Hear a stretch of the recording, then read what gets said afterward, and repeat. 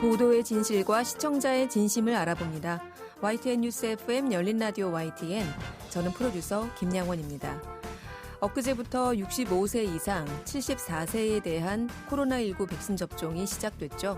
7월부터는 50대와 고3 수험생, 교사 등도 접종을 받을 수 있게 된다는데요. 이제 전 국민이 백신 접종을 하게 될 시기가 차츰차츰 다가오고 있는 것 같습니다. 하지만 아직 전체 접종률은 8%를 넘기지 못했다고 해요. 특히 아스트라제네카 백신에 대한 혈전 가능성, 이상 반응 등과 같은 우려가 끊이질 않는 것도 사실입니다. 70대 부부지간에도 75세가 넘은 남편은 화이자를, 75세가 안 된 부인은 아스트라제네카를 맞으면서 1살 차이로 희비가 엇갈렸다는 주장도 들리던데요. 오늘도 코로나 백신 가짜뉴스 감별부터 함께 하시죠. 5월 29일 토요일 순서 바로 시작합니다.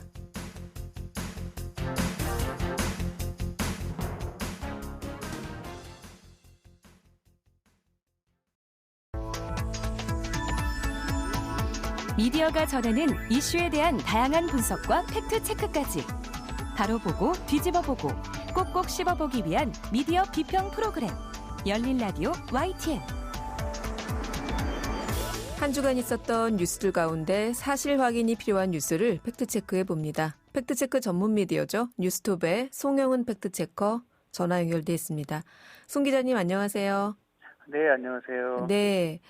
자, 오늘 백신 팩트체크에 앞서서 먼저 다뤄볼 주제는 문재인 정부 들어서 이 현충원에 태극기를 못 들고 가게 하고 애국가도 못 부르게 한다? 예, 이런 주장이 청와대 국민청원 게시판에 등장했다고요? 네, 저도 현충원 하면은 뭐 순국선열 당연히 태극기 이미지가 가장 먼저 떠오르는데요. 네. 그곳에 태극기를 못 가져가게 하고 애국가도 못 부르게 한다 이런 주장을 보고서 대체 이거 뭘까 하고 좀 궁금증이 먼저 들었습니다.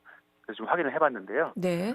우선 청와대 국민청원 내용부터 살펴보니까 현충원의 애국가 태극기 금지를 공식 사과하고 거짓으로 국민을 우롱하지 마십시오. 이런 제목인데요. 이걸 게시한 분은 5월 4일 애국 국민 두 분이 태극기를 갖고 현충원에 갔지만 믿지 못할 안내를 받았다. 현충원에 태극기도 못 들고 가고 애국가도 못 부르게 했다. 이는 경건하지 못해서라는 안내를 받았기 때문이라고 설명을 했습니다. 네. 그리고 이렇게 태극기 반입과 애국가 부르기가 금지된 시점이 문재인 대통령이 취임한 2017년부터다라고 주장을 했습니다. 그리고 한 건이 더 있었는데요. 이 비슷한 주장을 담은 현충원 태극기 소지 입장 금지와 애국가 금지에 대하여라는 제목의 글을 올린 분은 태극기를 둘렀다는 이유로 입장을 거부당했다라고 했습니다. 네. 어떤 사연인지 일단 들어는 봐야겠어요. 네네. 예, 현충원 일단 이분들이 그 당시에 못 들어간 게 맞고요. 문제는 뭐였냐면 태극기 갖고 간 게 문제가 아니고 이분들이 들어가시는 그 복장 같은 그런 외양과 이 준비물이 문제였습니다. 네. 한 분은 온몸에 붕대를 감고요. 그 붕대 위에다가 지난 총선이 부정선거다라는 글을 막 쓰고요. 또 그런 시위할 때 쓰는 팻말 있잖아요. 부정선거, 총선 부정 이런 팻말을 들고 입장하려고 했었고요. 이렇게 입장을 하려고 하다 보니까 현충원 관리하는 측에서는 이 경건해야 현충원에 시위를 하러 오는 걸로 보신 거죠. 또 실제로 지난해 5.18 추모 행사에서요. 이 광주민주화운동이 북한한 집에 폭동이라고 주장하는 지만원 씨가 당시 추모 분위기에서 박수를 치거나 환호를 지르려고 종용하는 소동도 있었습니다. 네. 단순히 태극기를 몸에 두른 게 아니고 네네. 총선 부정선거 같은 글귀를 네. 온몸에 붕대를 감은 다음에 그 붕대 위에 쓰거나 네. 그 시위 편말을 들거나 네. 누가 봐도 이분도 네. 시위대 아닌가 이렇게 오해할 수 있었는데 네, 그런 모습으로 참배를 하는 분은 사실 보기 드물죠. 어렵죠. 네. 그런데 이 현충원에서 이렇게 입장객들에 대해서 입장이 된다 안 된다 혹은 이런 사람들은 입장할 수 없다라고 하는 근거가 있습니까? 네, 찾아봤는데 있습니다. 법률이 있는데요. 우선 현충원은 국립묘지 설치 및 운영에 관한 법률 적용을 받습니다. 이 국립묘지법 제20조에 보면 이 누구든지 국립묘지 경내에서는 가무, 유흥, 그 밖에 국립묘지의 존엄을 해칠 우려가 있는 행위를 하여서는 아니 된다. 다만 국립묘지의 경건함을 해치지 아니하는 범위에서 추모음악회 등 현충 선양 활동을 할 수 있다라고 규정하고 있습니다. 네. 그러니까 추모 정도의 음악만 가능한 거죠. 네. 그리고 국립묘지 관리소의 장은 제1항을 위의 항을 위반하는 행위를 하는 사람이 있을 때에는 이를 제지하거나 경외로 퇴거시킬 수 있다고 정의하고 있습니다. 그리고 또 태극기에 관한 법도 있는데요. 국기법이 있습니다. 이 국기법에 따라서 국민에게 혐오감을 주는 방식으로 태극기를 활용하는 경우도 현충원 이용을 제한하고 있습니다. 네. 국가묘지법, 대한민국 네. 국기법 이런 네. 관련 근거가 있군요. 네. 네. 그런데 이런 근거를 적용하는 현충원 측의 입장 거부가 다른 때는 안 그랬는데 현 정부, 문재인 정부 들어서 시작됐다. 이 주장은 어떻게 봐야 합니까? 예, 그건 틀렸습니다. 이 두 법률이 적용되기 시작한 게 일단 국가묘지법의 경우는 2008년 3월에 개정이 됐고요. 네. 이 국기법은 2014년에 일부 개정됐습니다. 그러니까 전부 다 이런 근거들이 현 정부 출범 이전에 만들어진 거고요. 그렇군요. 그래서 결국 정리를 하면 태극기 반입을 못하게 한 게 아니고 태극기를 이상하게 걸치거나 그 정치적 목적에 뚜렷해 보이는 외양이나 형태로 입장을 하는 것을 문제 삼은 겁니다. 그렇군요. 네. 자, 다음으로 팩트 체크해 볼 내용은 백신 관련이에요. 네. 가장 먼저 할 게 최근 요즘처럼 이렇게 정확한 정보, 정확한 언론 보도가 중요한 시기에 이 전문가 인터뷰 내용 중에서 틀린 정보가 있다는 지적이 소셜미디어에서 나왔습니다. 그래서 좀 확인을 해봤습니다. 지금 사실은 거의 모든 방송 뉴스에서 이 코로나19 관련한 의료 전문가들의 인터뷰가 뭐 거의 매 시간 나오고 있는데 네. 전문가 인터뷰에도 틀린 정보가 있다. 이건 네. 좀 심각한데요? 네, 두 분 다 의사셨고요. 네. 코로나19와 관련한 방송에도 자주 만날 수 있는 두 분인데 그래서 확인을 해봤습니다. 이 논란의 내용은 이 한 분이 한 신문 기사의 인터뷰 내용인데요. 이 정확하게 코멘트인데 백신 접종률이 낮아질 것에 대한 우려를 이야기하면서 네. 아스트라제네카 백신 항체 형성률이 70%가 채 되지 않는다. 50%가 아스트라제네카 백신을 맞아도 결국 35%밖에 예방이 안 되는 셈이다. 그러면 돌파감이 그만큼 많아질 수밖에 없다. 네. 아스트라제네카 백신의 항체 형성률, 또 예방률, 일단 어느 부분이 논란이 됩니까? 네. 아스트라제네카 백신의 항체 형성률이 70%가 채 되지 않는다는 가장 먼저 넣은 전제를 지적을 했습니다. 이 작용 과정이 뭐 박테리아, 바이러스, 기생충과 같은 새로운 병원체가 이제 몸 안에 체내에 들어오면 항원은 면역 반응을 일으켜서 항체를 생성하게끔 하는데요. 네. 보통 백신이 항원을 접하기 전에 미리 약화되거나 비활성화된 항원을 체내에 미리 투입해서 항체를 생성하는 원리로 만들어지고요. 그렇죠. 예. 그리고 이렇게 항체를 보유했다는 것은 코로나19 바이러스 감염 후 회복, 이에 대한 면역을 획득했다는 뜻이고, 이 때문에 이 항체 형성률이 높고 혹은 낮다는 것은 그만큼 백신 효과가 크고 작다는 그런 의미가 됩니다. 네. 그러면 이렇게 빠르게 접종률이 높아지고 있는 해외의 경우에 네. 아스트라제네카 백신의 항체 형성률이 얼마나 되나요? 네. 일단 지난 4월 15일 영국의 일간 가디언이 보도한 내용인데요. 네. 가디언이 화이자와 아스트라제네카 두 가지 백신을 접종한 고령층을 대상으로 진행한 연구입니다. 여기서 각 두 화이자, 아스트라제네카 백신 접종자는 약 5주에서 6주 후에 93%, 87%의 항체 형성을 보였다고 보도했습니다. 이 보통 두 차례 접종이 권고되는 화이자와 아스트라제네카 백신인데 이렇게 한 차례만 맞아도 고령층에서는 강력한 항체가 생기는 거 나타났다는 거고요. 네. 특히 코로나19 바이러스를 퇴치하는 T세포라는 게 있는데 이 T세포 생성률은 아스트라제네카 백신이 31%, 화이자가 12%였습니다. 아스트라제네카가 더 우수했죠. 그러면 항체 형성률이 당초에 한 전문가가 신문 인터뷰에서 70%가 채 안 될 거라고 얘기했던 아스트라제네카 백신은 실제 영국에서의 접종 그 상황을 집계한 결과 87% 정도로 네. 항체 형성률을 보였고 네. 또 더욱이 이 코로나19 바이러스를 퇴치하는 T세포라는 거는 아스트라제네카가 화이자보다 거의 2배 이상이네요. 네. 그리고 요거는 이제 지난주에 가장 또 최근에 연구 결과가 나왔고 이거는 고령층을 포함한 전체 백신 접종 대상자인데요. 네. 이 영국 유니버시티 칼리지 런던이라는 그 의학으로 아주 유명한 대학인데 네. 그 연구진이 잉글랜드와 웨일스에서 백신 접종자 8,517명을 대상으로 한 연구 분석을 했습니다. 네. 그랬더니 아스트라제네카 화이자 백신 접종받은 사람들의 96.42%가 1차 접종 28일에서 34일 후에 항체 생성됐고요. 네. 2차 접종 후에는 7일에서 14일 만에 99.08%의 항체가 형성된 것으로 나타났습니다. 거의 다른 얘기죠. 네. 그러니까 이걸 또 분석을 해보면 이 항체 비율은 초기에는 이제 화이자 백신을 접종한 사람이 좀 더 빠르게 증가했는데 이 4주 후가 지나면 아스트라제네카나 화이자 모두 동일한 수치의 항체 형성률을 보였습니다. 네. 그래서 전 세계적으로 접종이 진행되고 있는 실제 접종자들 대상으로 한 가장 최근 데이터에서 본 아스트라제네카 백신 항체 형성률은 1차 접종 시 87에서 96%, 2차 접종 시 99%를 보이고 있다. 이게 결론입니다. 그러면 아스트라제네카 백신은 네. 두 번을 접종하게 되면 99%면은 거의 뭐 대부분 네. 그 항체가 그런 형성이 된다고 돼서 보고 예방 효과를 보인다라고 추정할 수 있는 건데 네. 이 지금 말씀하신 항체 형성률이라는 것 말이에요. 네. 이게 이렇게 높으면 99%까지 네. 백신의 효과가 좋다. 뭐 이렇게 생각해도 되는 거예요? 네, 일단 좋다고 보는 건 맞는데 꼭 그런 건 아니고요. 네. 학교용이라도 한계가 있는데 일단 이 코로나 바이러스도 아직 1년, 2년이 채 연구가 안 됐고 이 이 백신도 아직 그 정도 기간이 안 되기 때문에 앞으로 미래에도 얼마나 이게 면역을 계속 가질 수 있을지는 아직 정확히 알 수 없는 상황입니다. 네, 그래서 이 때문에 언론에서는 항체 형성률도 보도를 하지만 좀 더 많이 쓰이는 그 용어가 있는데 이게 백신 유효성입니다. 백신 백신을 유효성. 그 백신 유효성이 많이 나오는데요. 이 백신을 접종받은 접종군이 백신을 접종받지 않은 대조군과 비교했을 때 코로나19가 얼마나 덜 발생했냐 이걸 비교하는 겁니다. 그렇군요. 이 수치가 최근에 많이 이견이 되고 있습니다. 네. 참, 그래서 이 결론은, 뭐, 화이자니 아스트라제네카니 백신의 종류에 따라서 뭐, 항체가 덜 형성되거나 효과가 떨어지는 건 아니다라는 결론이네요. 네, 그렇습니다. 네. 자, 마지막으로 하나 더 체크해 볼 내용은요. 이게 사실 우리나라에서 이번 주죠. 이번 주부터 아스트라제네카 백신이 65세 이상 고령층을 대상으로 지금 접종이 실시되고 있지 않습니까? 그러다 보니까 아마 이 뉴스가 좀 더 관심을 받았던 것 같은데 유럽이나 미국, 일본에서는 아스트라제네카를 퇴짜놨다. 이거를 어떤 매체가 보도했던데 이거 사실입니까? 이걸 제목을 뽑으셔가지고 더더욱 많이 보셨는데 네. 사실이 아닙니다.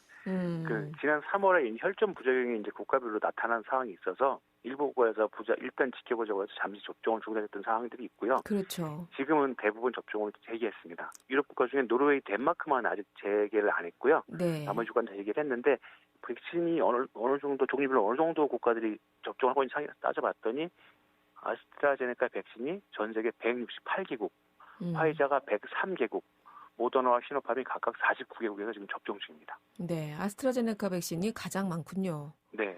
그래요. 이게 아스트라제네카 백신이 혈전의 우려 때문에 접종이 중단됐다. 이 기사만 크게 보도가 됐고. 네, 혈전이 많이 나와요. 네, 각국별로 다시 점검한 후에 접종을 재개한 이후에는 사실 잘 보도가 안 된 것 같아요. 네, 그렇다 보니 이런 오해가 아직도 있고, 이 국내에서는 이렇게 다른 나라의 접종 사례를 들어서 아스트라제네카 백신에 대한 안전성을 우려하는 보도가 아직도 많습니다. 그런데 실제로 해외에서는 이 아스트라제네카 백신이 활발하게 접종되고 있다는 거 아셔야겠습니다. 네. 아스트라제네카 백신 관련해서 좀 재미있게 이해하시려고 몇 가지 수제를 좀 찾아봤는데요. 통계를요. 이게 로이터 통신에서 만든 자료인데 전부 다 100만 명이 기준인 수치입니다. 일단 유럽에서 아스트라제네카 백신 접종 후 희귀 혈전 발생률은 100만 명당 6.5건입니다. 근데 미국에서 화이자 백신 접종 후 부작용인 아나필라식스 발생률은 100만 명당 11.1건. 네. 그리고 이 사람이 보통 벼락 맞을 확률이 100만 명 37건이고요. 네. 또 12시간 이상 장거리 비행 승객의 폐색전증 발생률이 100만 명당 5건입니다. 네. 그다음에 미국에서 피임약 복용 여성의 혈전 발생률은 100만 명당 300에서 900건입니다. 많죠? 그다음에 미국 임산부 혈전 발생률이 100만 명당 500에서 2000건입니다. 정리를 하자면 이 혈전 발생을 기준으로 보면 아스트라제네카 백신보다 화이자 백신이 더 위험하고요. 또 코로나 백신의 접종보다 여성의 피임약 복용이나 이중 상태가 훨씬 더 위험합니다. 수치로는요. 그래서 결국 백신으로 인한 혈전 발생률은 벼락 맞을 확률보다 낮습니다. 이렇게 이해하시면 좀 좋을 것 같습니다. 이거 로이터에서 만든 거예요? 재밌네요. 네. 그래요. 혈전 발생이 백신 접종의 부작용이기는 하지만 벼락 맞을 확률보다 낮다. 네. 그렇군요. 네. 그리고 최근 백신 접종과 사망에 관한 인과관계가 추후 연구에 따라서 확인될 수는 있지만 이 현재로서는 이제 예방 접종 후 이상 반응으로 사망이 이렇게 집계되고 있는데요. 한국에서 접종자 10만 명 중 예방 접종 후 이상 반응 사망 사례가 아스트라제네카 백신은 2.62명, 화이자 백신은 2.71명입니다. 화이자가 더 많습니다. 그렇군요. 네. 그래요. 뭐 물론 벼락 맞을 확률보다 백신 맞고 혈전 발생될 비율이 현저히 낮다고는 하지만 네. 그래도 이게 나에게 발생했을 때는 확률 그렇죠. 100% 아닙니까? 네, 네. 예, 그렇다 보니까 모두들 우려하시는 것 같고요. 네. 자, 엊그제부터 65세 이상 74세 미만 고령자에 대한 아스트라제네카 백신 접종이 시작됐죠. 네. 75세 이상은 화이자, 또 미만은 아스트라제네카. 이렇게 백신 종류가 달라지면서 정말 웃지 못할 하소연들도 많이 하시던데, 앞서 우리 송 기자님이 점검해 주신 항체 형성률, 백신 유효성, 또 혈전 발생률 등에서 아스트라제네카 백신에 대한 오해가 좀 해소됐으면 합니다. 오늘 팩트체크 유용했습니다. 고맙습니다. 네, 감사합니다. 네, 지금까지 뉴스톱의 송용은 팩트체커였습니다. 진실을 전합니다. 진심을 다합니다. 시청자 여러분의 목소리에 귀 기울이는 YTN 뉴스 FM 열린 라디오 YTN 토요일 저녁 8시 20분에 방송됩니다. 한 주간 YTN 라디오에서 방송된 프로그램들을 모니터링하고 평가해보는 시간입니다. 오늘은 박은하 시청자평가원 전화 연결돼 있습니다. 평가원님 나와 계세요? 네, 안녕하세요. 네. 자, 이번 주에는 어떤 프로그램 모니터링 하셨나요? 네, 이번 주엔 그 YTN 라디오 대표 경제 프로그램인 이제 YTN 라디오 생생경제에 대해서 살펴봤습니다. 네, 개편 이후 매일 오후 3시부터 4시까지 방송되고 있습니다. 네, 생생경제 5월 봄 개편부터 시작 시간이 10분 앞으로 당겨져서 오후 3시 정각부터 방송되고 있죠. 자, 어떻게 들으셨어요? 네, 먼저 이제 개편 이후 이제 진행자가 전진영 아나운서로 바뀌었는데요. 전진영 아나운서는 베테랑 진행자답게 이제 개편 이후 새롭게 맡게 된 방송을 어색함 없이 차분하게 진행을 잘 이끌어갔습니다. 이제 이 프로그램에서는 이제 전문가의 답변을 명확하게 해석하려고 노력하고 이제 멘트를 다시 한번 정리해주는 역할을 톡톡히 해냈는데요. 예를 들어 이제 지난 5월 17일 방송의 경우 이 전문가가 제4차 국가철도망 계획을 설명하는 부분이 있었는데 GTX-D 그리고 GTX-B라는 비슷한 명칭의 노선이 반복되어 나오고 있기 때문에 이제 혼동이 올 수 있는 부분도 정확히 분리해서 다시 짚어줬고요. 이제 이날은 이제 광역 급행철도, GTX-D 노선 등 철도망 사업에 대해 정리해보는 시간을 가졌는데 이제 김포와 이제 인천의 본래에 요구한 내용과는 달리 이제 서울 강남권과 바로 연결이 되어지지 않았고 이제 김포에서 부천까지만 건설하는 노선이 공개되자 논란이 커졌던 사안입니다. 이제 이를 객관적으로 분석할 수 있는 전문가인 이제 유정훈 교통시스템공학과 교수와 인터뷰를 했는데 이제 정치적인 입장에서 사안을 바라본 게 아니고 이제 도시 교통 시스템적인 측면에서 국가철도망 공사에 대해서 설명했기 때문에 중립적이고 객관적으로 느껴졌습니다. 네, 전진영 아나운서의 진행력에 대해서는 일단 긍정적으로 평가를 해주셨고, 근데 이 경제 프로그램이다 보니까 경제 용어들도 나오고요. 또 그 내용도 경제에 특화된 것들이 많을 텐데, 들으면서 이런 부분들은 좀 어떠셨어요? 네, 이제 YTN 라디오 생생경제는 이제 개편 이후 기존보다 이제 더욱 국민들의 생활과 밀접한 관련되어 있는 내용들을 중심 주제로 다루려고 하는 노력이 보였습니다. 예를 들어 이제 양심 추적 끝까지 간다라는 코너에서는 보이스 피싱 같은 금융 사기 문제나 또 이제 납세 환경 조성의 필요성과 구체적인 대안 등을 이제 청취자들에게 설명하는데요. 실생활에서 도움이 될 만한 정보들을 제공하는 코너를 구성했다는 점에서 긍정적으로 평가하고 싶습니다. 네. 네, 5월 18일 이제 화요일에 방송된 금융감독원 코너는 이제 보이스 피싱에 대해서 재차 다루었는데 실제 보이스 피싱 녹취 파일을 이제 준비해서 청취자들에게 들려준 점이 이제 방송의 몰입감을 확실하게 높였다고 생각합니다. 이제 흥미 위주의 사례 제공뿐만 아니라 보이스 피싱 사례에 대해 명확히 판단할 수 있는 근거도 제시해서 경계할 수 있는 기회가 생겼었고요.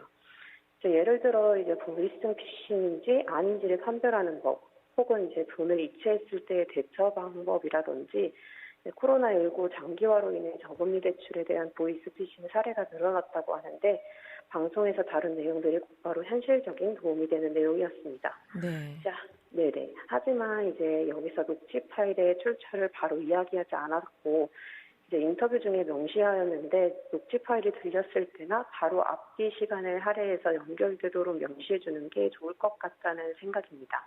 네.